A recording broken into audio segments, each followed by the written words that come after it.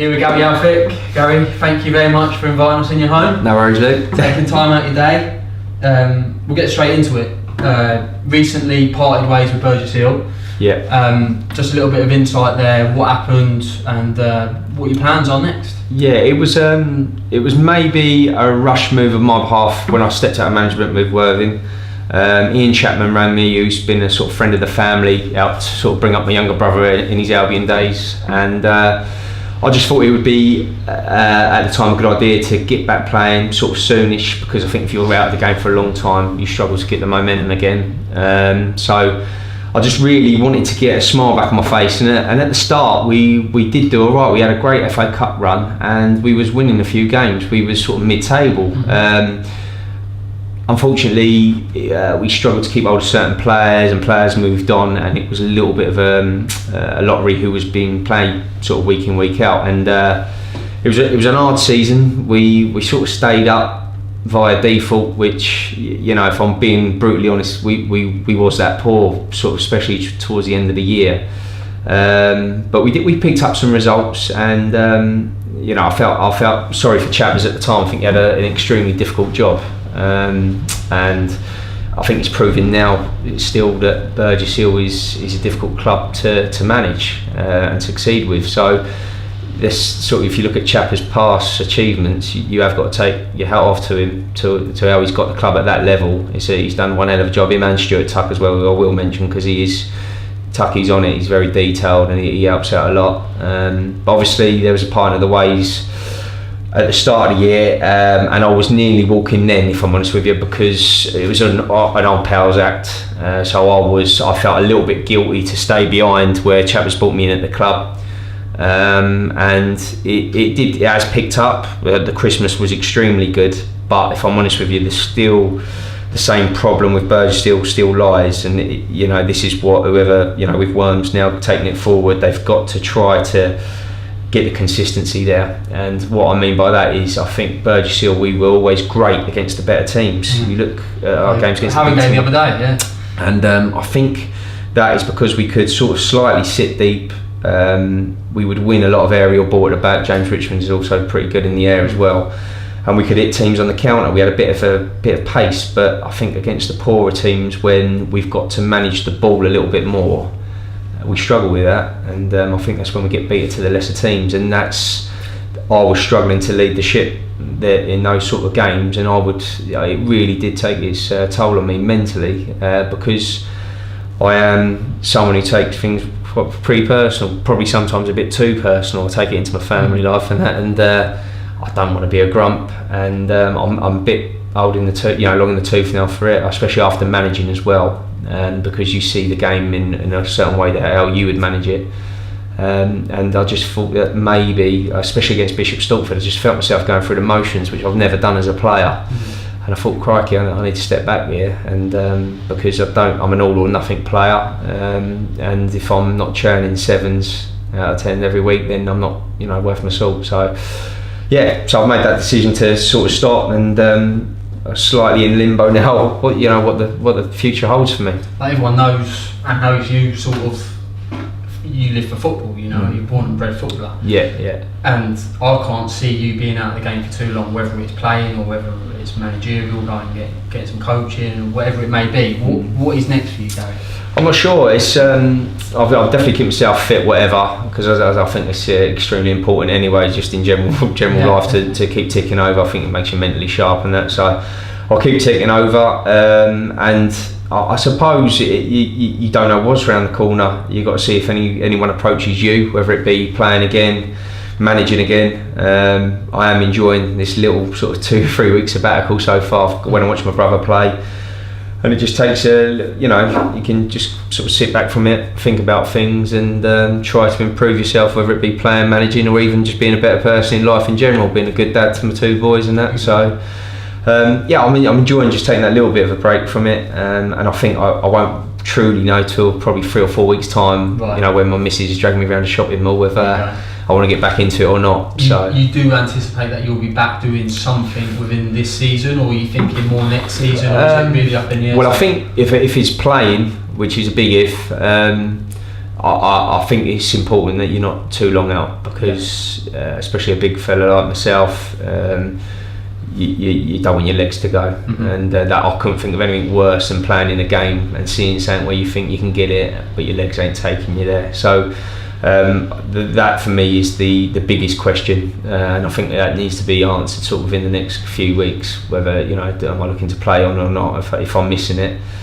And then obviously sort of October time I'll be 34, and even if it was assisting someone coaching, or if a board did approach me to manage, then it is something I would consider, because it is a passion of mine, football. I've enrolled for my UEFA B, which hopefully happens next year. And even if my brother was to land something in the future as well, we talk a lot, we share philosophies and things like that, and we want to improve. But it's a hard sport, and you do need the luck of the rub of the green sometimes, which I have encountered. It's a massive part of the game. So we'll see. Going back a little bit further, where I first met you, Gary, your time at Worthing. Can you just, I don't think it ever got put on record what actually happened, without going into too much detail, how things ended and your side of the story then? Yeah, originally I'd left Lewis, I think it was, under Steve Brown. They was encountering some budget issues at the time, and my wage got slashed pretty badly. I was away on holiday, and I was like, there was a little bit of a shock, and I just thought, we had a real struggling season. Steve Brown had been appointed manager, but there was players leaving left, right and centre, and once again it was like, do I want to stay and be putting fires out week in, week out, and not being part of an unsuccessful team? And I think sometimes people got to look at that in non-league. Everything has its cycle, and you're very lucky or unlucky to be involved with a certain bunch of players. You have good youth players, bad youth players coming through, and everything has to be right to have a successful season. And I jumped ship, and Adam Inchwood rang me up, and he said, do you want to come and be my captain at Worthing? And there was massive plans with the 3G pitch coming installed, and I just thought, this is a bit of me. I've always had a real respect for Adam, because I knew how hard he had worked at his game as a player. We was in the youth team, we had come through under the Dean Wilkins and Martin Inchwood regime. We shared philosophies, and so it was great. I wanted to front the campaign up for him, and I knew we could have a big year under Inch, and I was really excited. Probably the fittest I've ever been going into a pre-season. Within 2 weeks he'd been offered a job at Brighton Hove Albion, and I was like, oh no, I'd given Worthing Football Club my word. And I'll never forget it. Kelvin Buckland, who was director of football at the time, rang me up when I was walking my dog on a Sunday with my family, and he said, how do you fancy being manager? And the old heart went a bit, and I was like, crikey, I'm only 29. Very young to be a manager. Yeah, very young. And looking back on it, I probably risked quite a lot, my reputation and everything, because it could have gone badly wrong. And they mentioned John Meany, and they wanted to keep him in a certain capacity, but John had already... Was he involved in the academy at Worthing? Well, he was sort of just starting to get involved with Adam Inch, just working under Inch, and I think Jason Hopkinson might have been there as well at the time. So he was in the background, John, and I heard good things about his coaching, and he said, but he had gone for the job, so there was a bit of a conflict of interest there. So I tried to talk John round to sort of stay in. But John wasn't having none of it at the time, which, fair play. He felt that he had been sort of overlooked, if you like. So I just thought, hang on a minute, if I'm going to be playing, then I need someone to assist me. And I met John down the middle, which was a great decision. And it, whatever happens, there's plenty of water under the bridge. Obviously, with me parting ways with John eventually. But whatever you can say about things, we did have a hell of a 2 years at the club. 100%. So I look back on it as it was a huge success. Many Worthing fans, I'm not sure.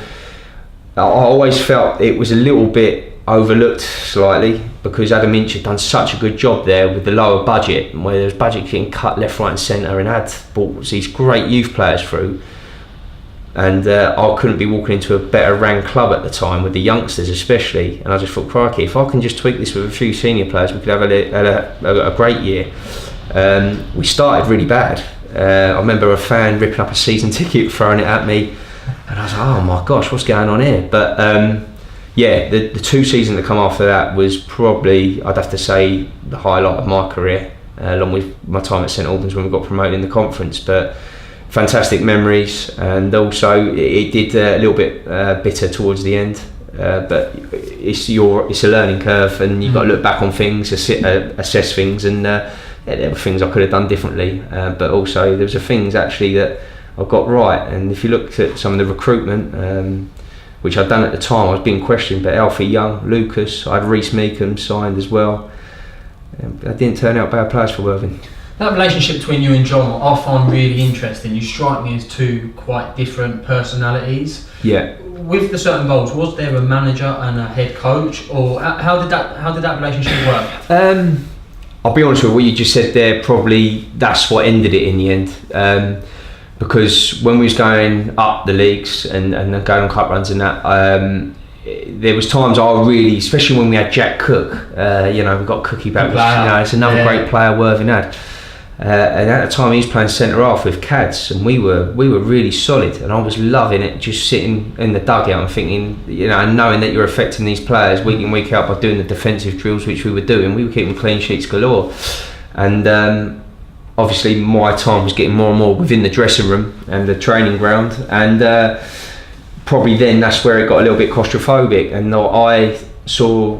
we saw the game similar, me and John, very similar, playing out from the back. I was very lucky to watch Eddie Howe for a few weeks at Bournemouth, and I went with this thing to John about how to attack. We had 4 or 5 different phases, would go over and over again, and some of the goals was coming straight from it, and that for me was the greatest feeling in the world, knowing that what you're doing on the training ground was coming to life. But the biggest thing with me and John was it's a voice in the dressing room, and obviously there's things I would say differently to John, and John vice versa. And at the end of the day, when that was going to happen, there only had to be one man in charge. I approached the club and I handed in my resignation, said that I would walk.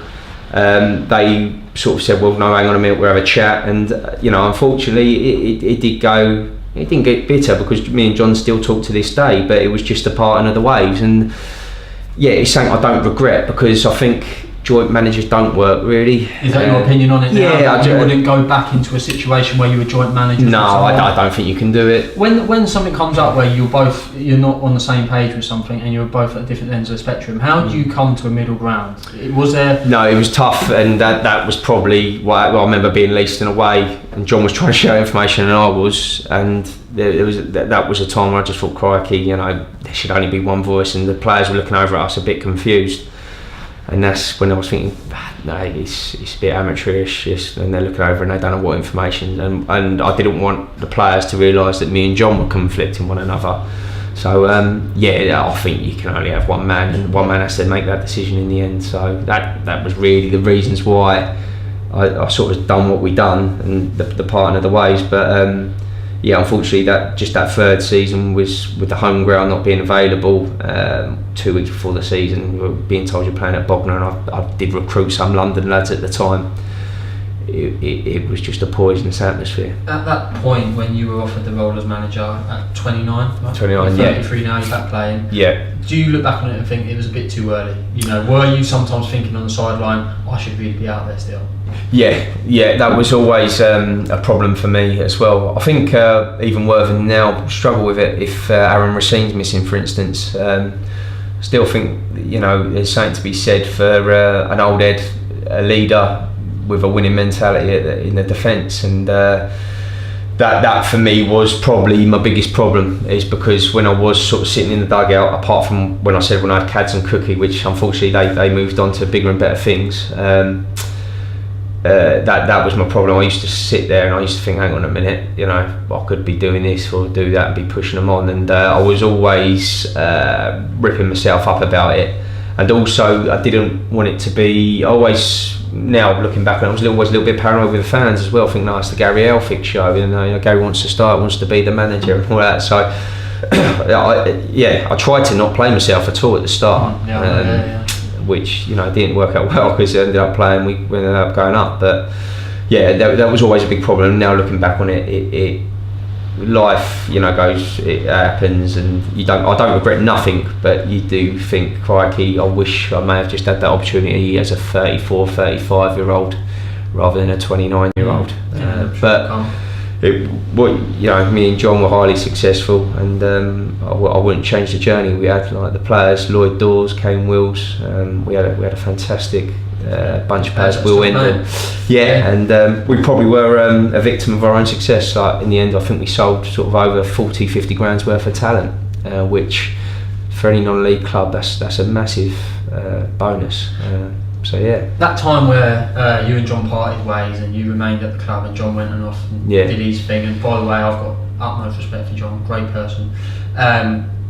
How did you find that, having a right hand man next to you to then being the man on his own in there? Yeah, well, it's another thing, hindsight as well. You got to surround yourself with the right people, and it was weird really, because when I knew I was parting ways with John, I knew I was struggling for recruitment in the summer for centre halves. I knew I had Alfie Young there, but I really wanted a dominant centre half to go in alongside Alfie. I liked 4-4-2 at the time. I wanted to keep things fairly simple because it worked out well for us. But that was the problem. I could not replace me within that defence, and I don't want to sound arrogant doing that, but I really just wanted a dominant guy who could lead from the back. And I had a stomach feeling, like inside my gut, so a gut feeling, that I wanted to just get on the phone and ring up Inch. I wanted to still work under Inch, and Inch has gone the right way about it, because unfortunately his playing career was ended early. I look at Ad, and he's done his apprenticeship, he's learned, he's gone to Brighton, and I was meeting Dean Wilkins, I was watching things on YouTube, anything. I was talking to Tommy every day, what you've been doing in training this week, and I was almost learning on the job, and that was always my problem, if I'm being brutally honest. I just would love to devote myself just to one job, whether it be playing or managing. So yeah, I was so close to ringing up Ad to sort of say, well, hang on a minute, I'll be your captain, Ad, I'll learn off you with your coaching, but you can come in and be manager, because I've always had that respect, and I've always wanted to work alongside him. So yeah, and we as I say, the only thing I did, which was a real pivotal moment, when we lost Omar, I had Craig McAllister lined up to sign him as a player. We were 6th in the league, I think, in the Ryman Prem, and I truly believe I would have kept everyone happy, because that momentum I would have kept Willsy, Dawsey, Will Hendon, because I would hang on, if we bring in players like Craig McAllister, this club's going up. Well, I was around at that point. Yeah. And one man doesn't make a team. Yeah. But Omar leaving. Yeah. It was so detrimental in how the team went on. I couldn't believe how big of a part he played in the team. And you go to this day, everyone still says he's the best player we've ever had at the club. Yeah, he was just a professional. He trained and trained. Another great thing for me was man management. I used to love seeing the whites of people's eyes. If you could motivate them, and I had every emotion from Omar, crying, I had to put an arm around him, I had to slag him off. I remember him being sent off at Three Bridges, but I think hopefully I just added a bit to his character to go on and succeed in professional football, or at Bromley, which he is now. So, but like the Dorseys and that, the Mavericks, even that for me is the biggest buzz. If you could get the whites of their eyes out and know, crikey, I've affected his game and he's put on a show for me tonight, there's no better feeling than that. Just touching on your coaching, what is your philosophy now? Has it changed from when you had the job at Worthing, or do you still sort of have the same way that you like your teams to play, or is there anything that you've learned that you would do differently in the future? I think balance is everything, Lou. So I think as a manager, if you're going in and seeing players with not the talent I had at Worthing, then I think you've got to cut your cloth accordingly, and because there's no respite in non-league, you're straight down to business. With recruitment is the toughest thing in the world in non-league. And you've only got them 2 sessions a week, so I think you've almost got to lay down the laws in pre-season. Like looking back on it now, I actually think you've almost got to be starting a strong 11 and having your 16, 17 saying that's it, and working on it throughout pre-season to put a blueprint down as how you want to play. And that's, you know, you look at the summer I had when I was my last year at Worthing, there was major upheaval, not only off the pitch with the ground and that, but we had so many players to replace in such a quick time, and that was the real struggle for me.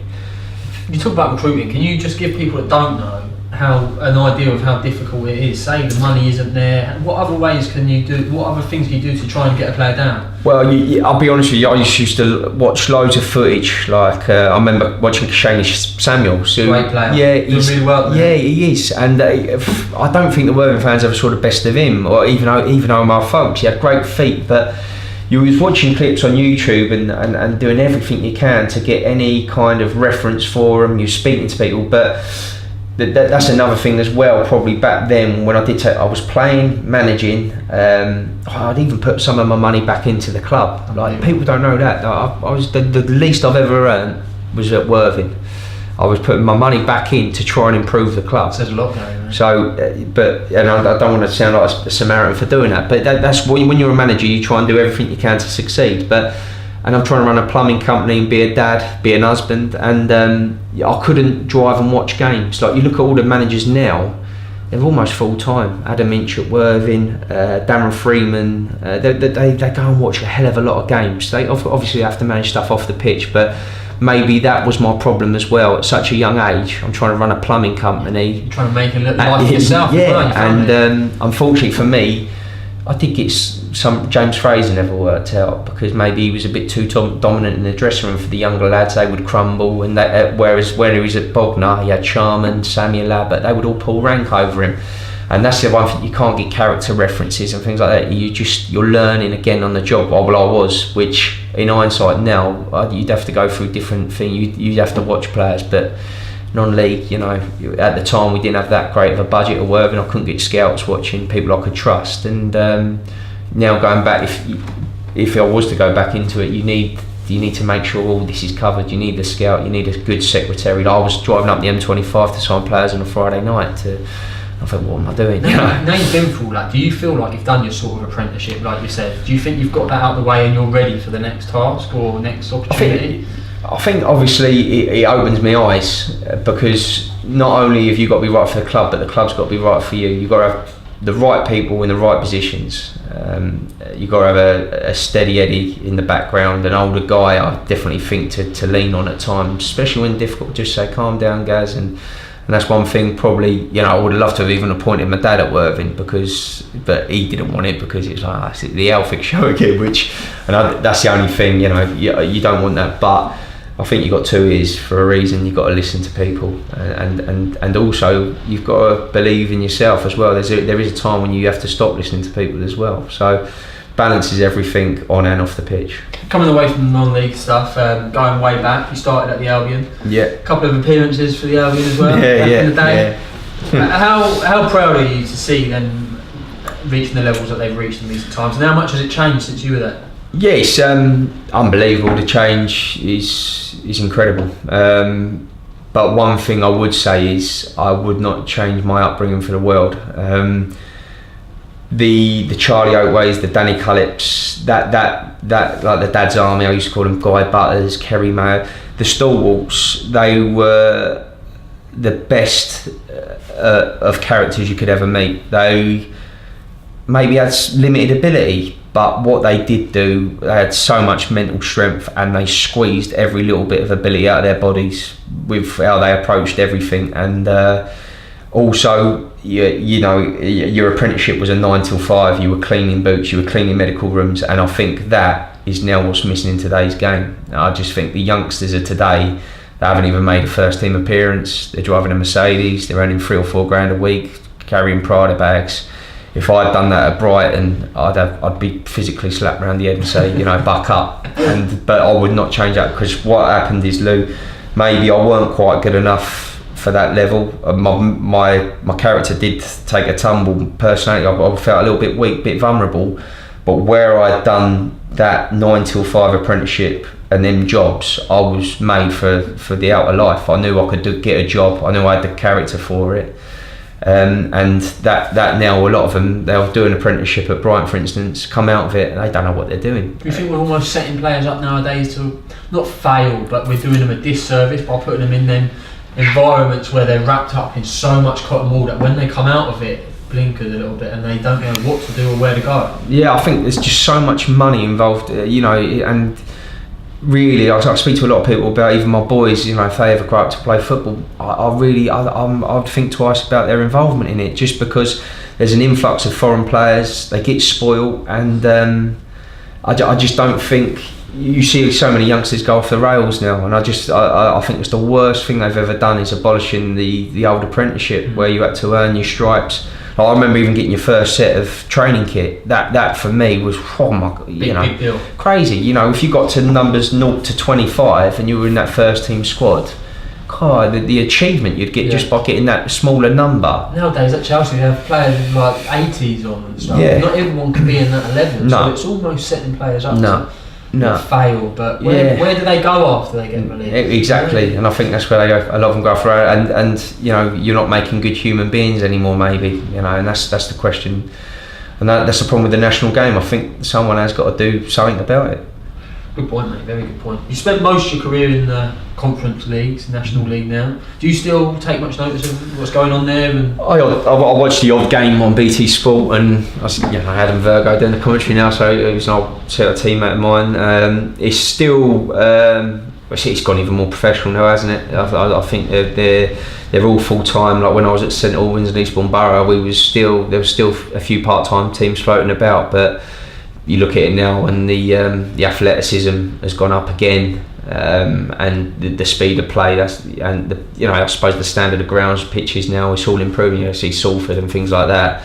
It's a real tough league, and the money probably being thrown around in lower leagues now is good money. So it has changed a lot. It is more professional, and I suppose that's just where all these youth players and everything just filters down. Do you see it filtering down to the Bostik League? Like, do you think the Bostik League will soon become as good as the Conference League? Not just in terms of the players that are playing, but the way it's run, the commercial part of it. If anything, I'd actually like to see a bit more filtered down. I don't think the distribution's even at the moment. I think it almost stops at the Conference.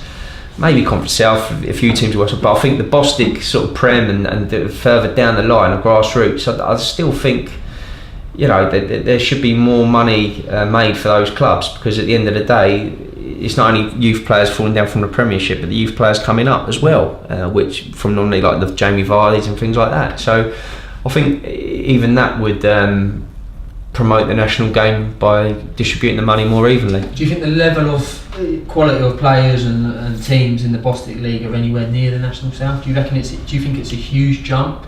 Yeah, it is. Yeah, I think it's a massive difference. I think it's just the athletes. I remember my first season in the conference, and you'd have like 6'5" centre halves coming in, and not only the ball would be in the net, but you'd be going in with it if you sort of didn't compete. And I think the gap has actually got bigger and bigger. I actually don't think the standard is overly great actually. This year especially, I'd say it's probably one of the worst. Bostik, worse. I don't want to do it a disjustice, but you take Billericay and Dulwich out of it last year. Yeah, I think, and you look how competitive the league is. It's wide open, and I think the standard has dropped slightly. And I don't know if that's even filtered down to the league underneath us as well, but previously the league underneath us. But so yeah, I think he has taken a tumble slightly. You touched on it briefly. My opinion on you is that you're sort of like a dying breed. No nonsense centre half. Not just the way you play, but your mentality. I've been in the changing room with you, and it's just winning at all costs, sort of thing, which I'm all for. Yeah. But do you see much of that nowadays? Do you see many youngsters coming through that have that same sort of not necessarily the way you play on the pitch, but the mentality of 3 points or nothing? No. And it probably hits back to worrying, right? Yeah, and it probably hits back, Lou, to what I was saying about the apprenticeship schemes and that. It's like I remember when I got loaned out to St Albans from Brighton and being involved in a dressing room where builders were coming in, plasterers, hard men, if I'm honest with you, proper men. Been on site all day. Yeah, and if you weren't doing your job, you would be up. They'd have you up by the shirt, up a wall somewhere, saying like, buck up, because that £50-60 win bonus meant everything for them. and I think that now it's gone out. I think that pressure to get a result and the money, I think probably kids now get a little bit spoiled, if I'm being honest with you, and a lot of them, not all of them, but they don't realise what real life is, if I'm being brutally honest. Is that their fault?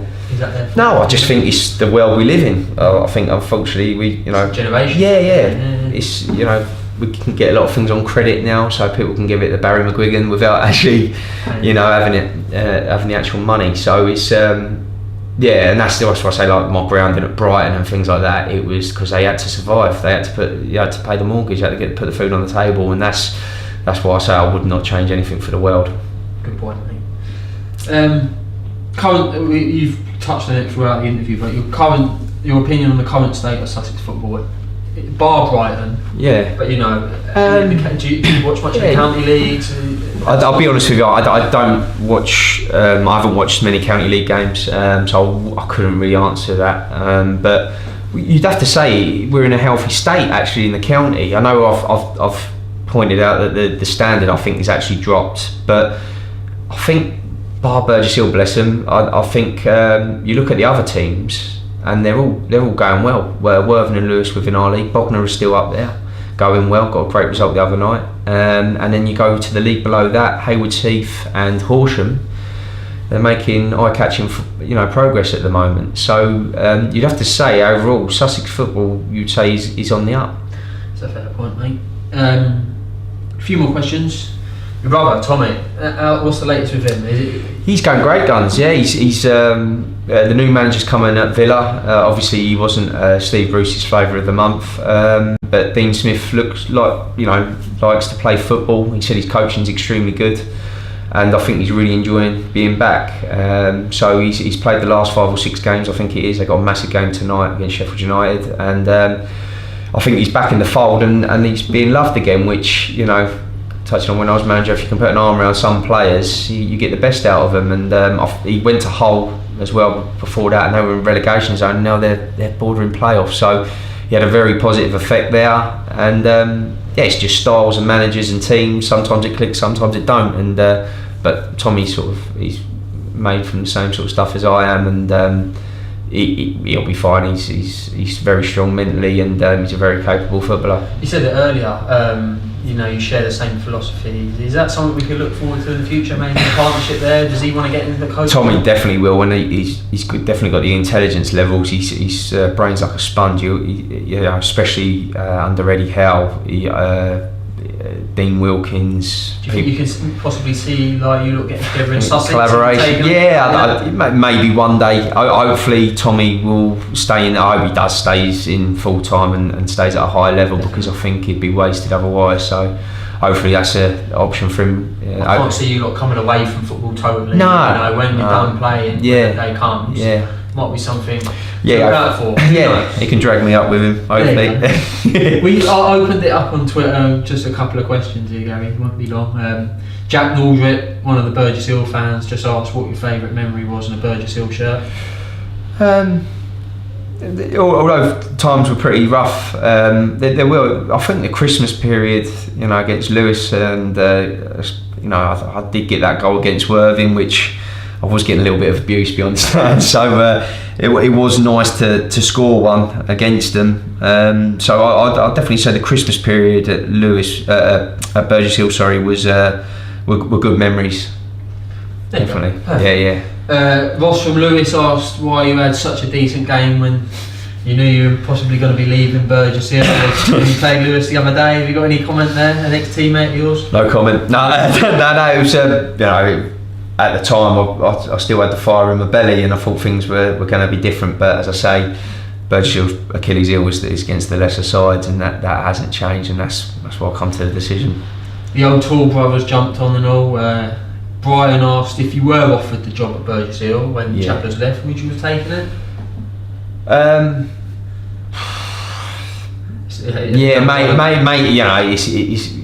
There's a lot that needs that I would have to address there, and you'd have to talk to the chairman. But I wouldn't want to talk out of it out of respect to Worms. I think he's taken it on, and I wish him every success. He's a good guy, and we turned the corner under Worms as well. So definitely, like going to Haringey the other day and getting the point there, like that. In my opinion, they're the best team in the league this year. With Dorking and Worthing were there, but and it just shows you, if the players' mentalities are right, which that's probably what I've struggled to comprehend in the end. How you could get up for one game and not the other, and that's what really irritated me. But no, Worms is a good footballing guy. He's been around the block, and I'm sure I wouldn't even want to speak about the Burgersfield job just out of respect to him, really. 100%. Well, that's everything I've got, mate. Is there anything you want to address or speak about? Nah, just. It's been ups and downs and that, and as I say, I'm having a good break from it all now, and hopefully not too long. Keep fit, and we'll see what the next adventure is, if there is one. So all good. Nice. So, man, Luke, blinder. All right, mate, lovely.